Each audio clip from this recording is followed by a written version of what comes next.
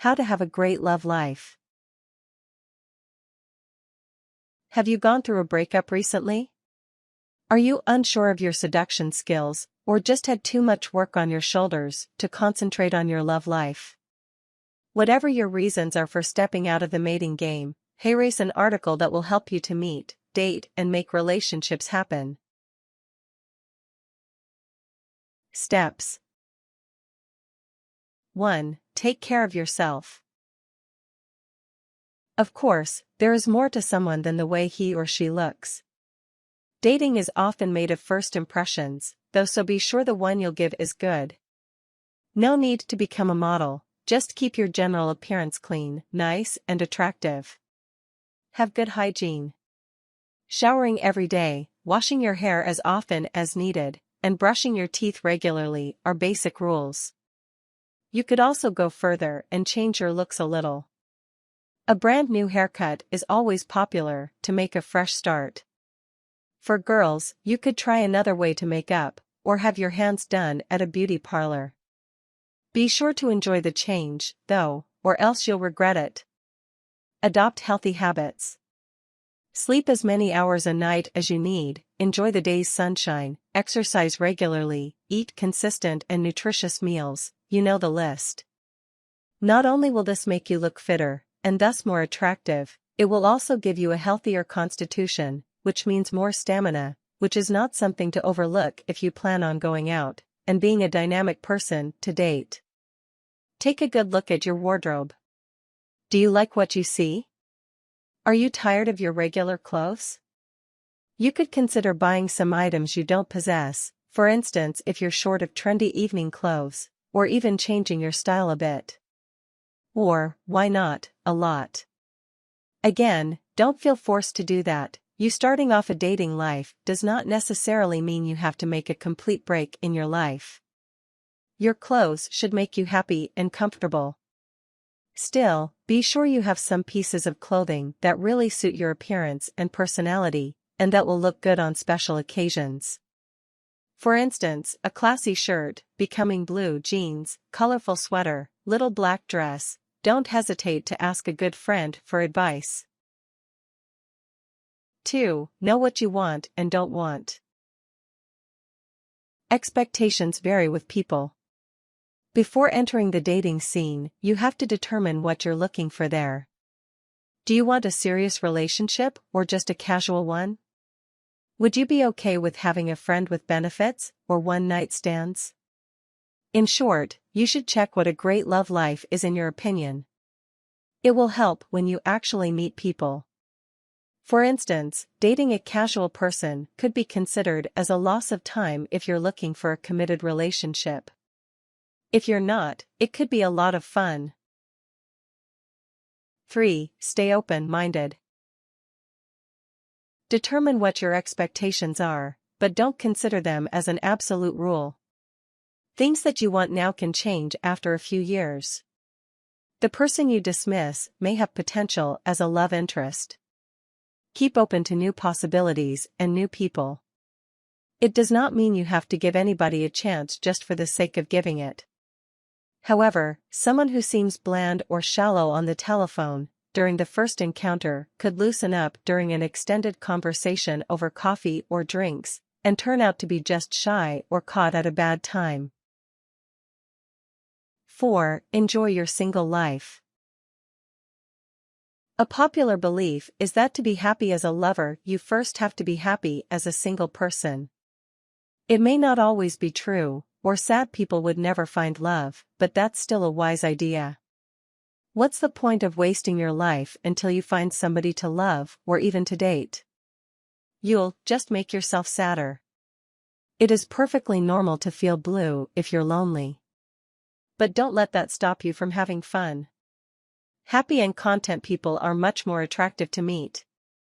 Spend time with your friends, exercise, indulge in hobbies and passions, live it up. Take advantage of your independence, too. You'll never be more free than you are right now.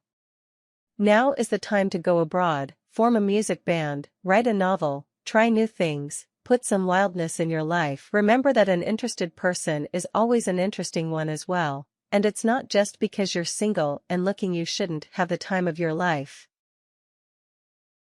5. Don't put yourself down. Society can be hard on single people. If most of the people you know are in relationships, you may wonder if the problem's not with you. But don't. As long as you're decently clean, reasonably nice, and not unapproachable, there's no reason you couldn't have a love life of your own.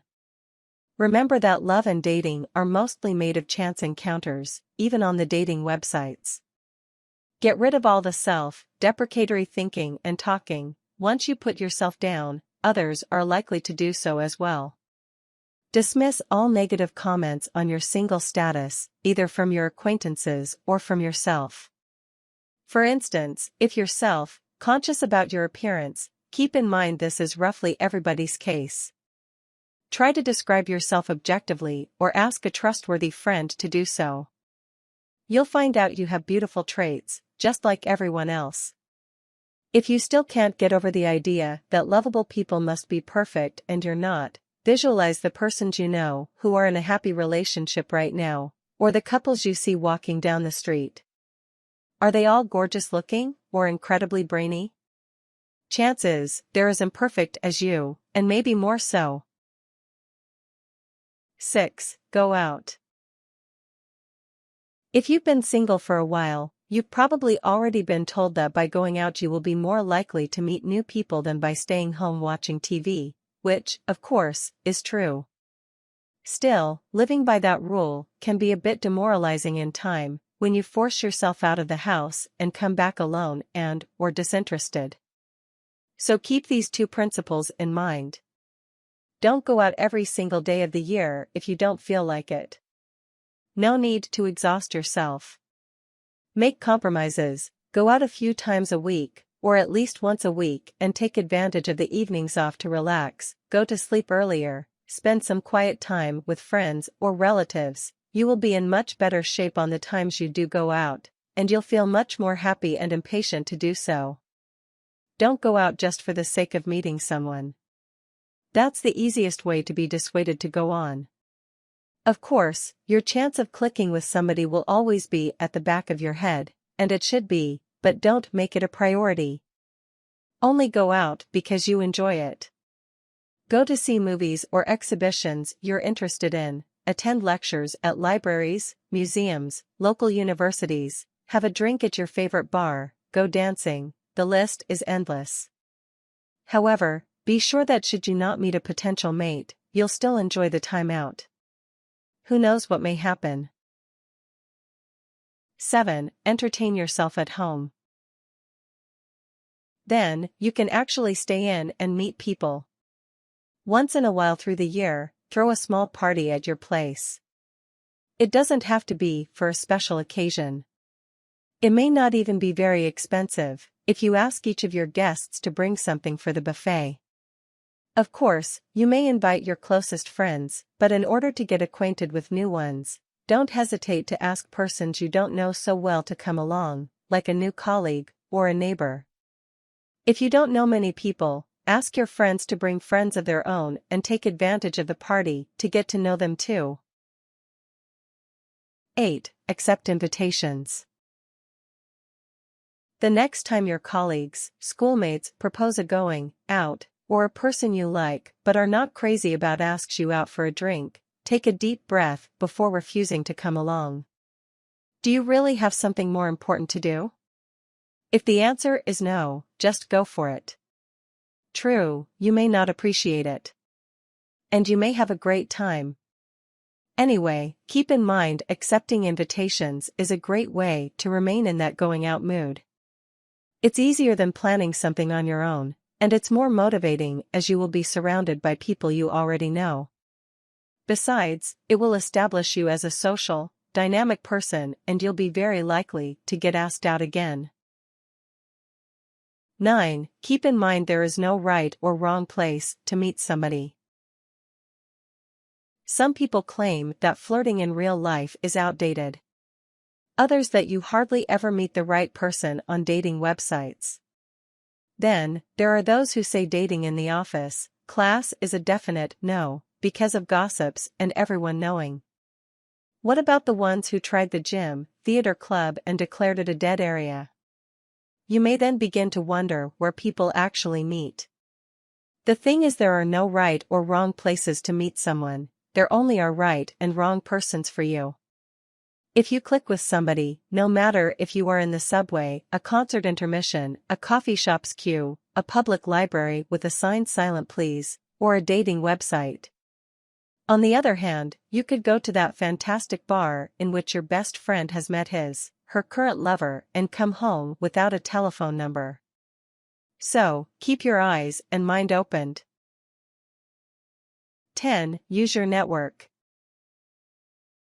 Everybody has a social network: friends, relatives, colleagues, old schoolmates, neighbors, of course, some are broader. If you move to a new town and have no acquaintances there, it can take a little time to establish connections. The good thing about a network, though, is it's like a cobweb, it keeps spreading. Don't hesitate to take advantage of your connections in order to meet new people. You can frankly announce to your friends you're looking for someone. They may have a great cousin to introduce you to. Otherwise, use your social gatherings to broaden your circle of acquaintances. Family events, college, high school reunions, cocktail parties could be good occasions for that. 11. Make space for your dating life. If you have had your life organized around settled people, family, married friends, children, it can be tempting and comfortable to live at their pace and neglect your dating life. Of course, friends are precious and you should not give up on the cozy and warm times you spend together. However, remember to keep time and space for your love life. Schedule some nights out for you during the week and keep to them. If you have children, try to have them babysit once in a while and enjoy the free time. If most of your friends are in relationships, try to befriend other bachelors. You can share experiences, advices, and feelings. 12. Take some careful habits. Now that you're an active dating person, you should not overlook the risks the game implies. Be sure to adopt the right habits from the start. Exchanging phone numbers is one of dating's most basic customs. If you meet someone and you both click, what's wrong about giving your number? Still, when it's a person you really don't know, or if you're unsure whether you actually want to see him, her again, you may find safer to accept the person's number and not give yours. Say you'll call them later or send them a message and take some time to think it over. If you're bothered by someone who has your phone number and just won't leave you alone, take a look at your phone options. There is often a way to reject unwanted calls. If there isn't and the person's attitude creeps you out, you may consider changing your phone number.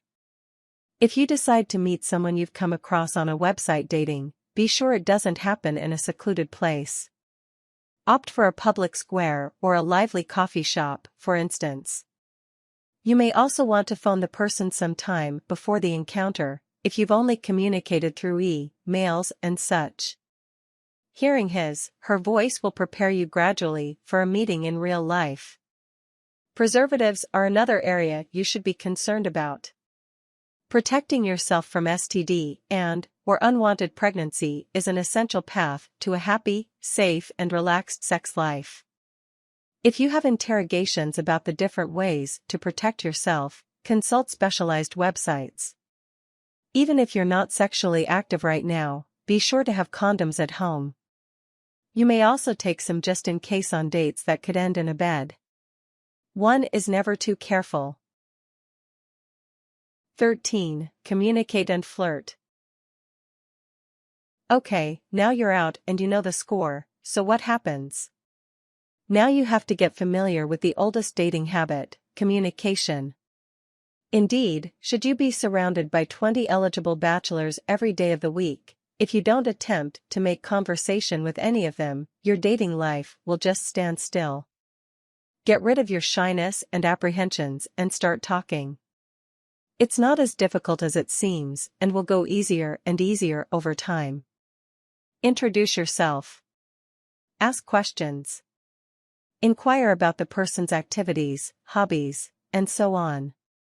Parties are the perfect place to communicate with strangers as you both know the host and can talk about how you came to know him, her, as well as your own paths in life. If flirting makes you uneasy, persuade yourself you're not looking for a love interest, but simply a new acquaintance, then see where it leads you to. Otherwise, if you feel attracted by the person, let it show. Use some simple, friendly signals, smile, make eye contact, laugh at his, her jokes, but do it genuinely, express your interest. Then, when you get to know the person better, you may employ physical contact, kiss him, her on the cheek when you part, or gently shake hands, pat him, her on the arm or the shoulder to make a point. Don't be too invading though, some people are touchy, especially with strangers. Verbal flirting will come naturally to you if you're attracted, and especially if you feel the feeling is mutual.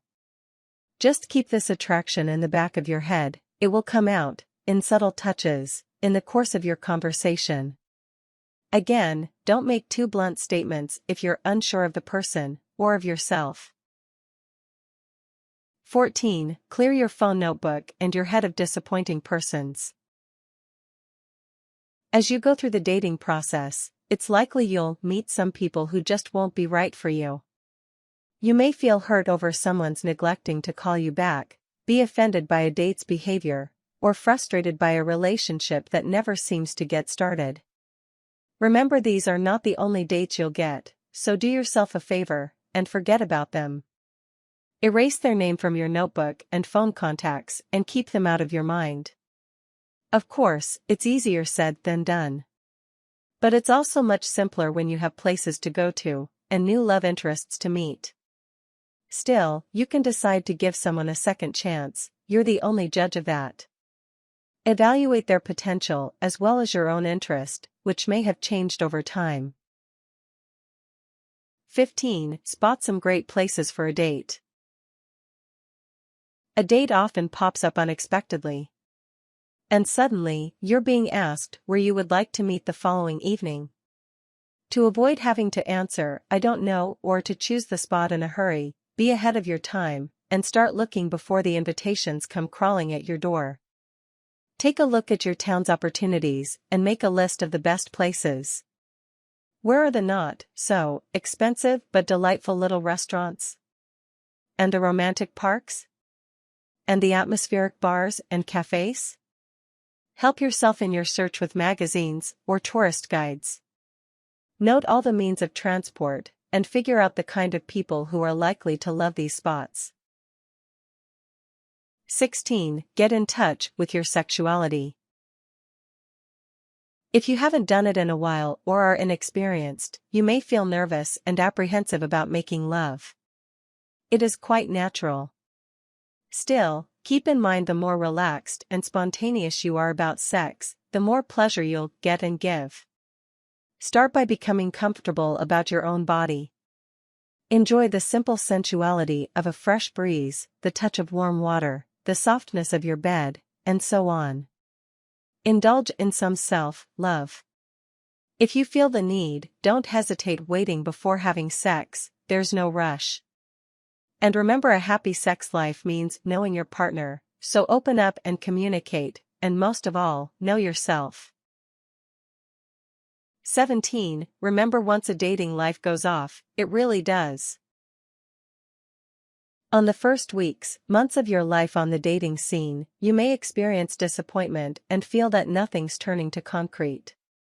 But be patient. Finding a mate, lover, date takes time. Don't give up on your social activities, and keep going out and meeting new people. Once you'll find someone you like, be sure there'll be another someone, and another one after that. It's the spillover effect of socializing. The very start is not easy. But after you're done with it, enjoy yourself. Not only will you possess a notebook full of new acquaintances, friends, or love interests, you will also become more and more carefree, self-confident and happy about dating, and thus, more and more of an attractive person to date. 18. Build your relationships on respect. Mutual respect should be the foundation of each relationship you're starting, whether it is casual or more committed.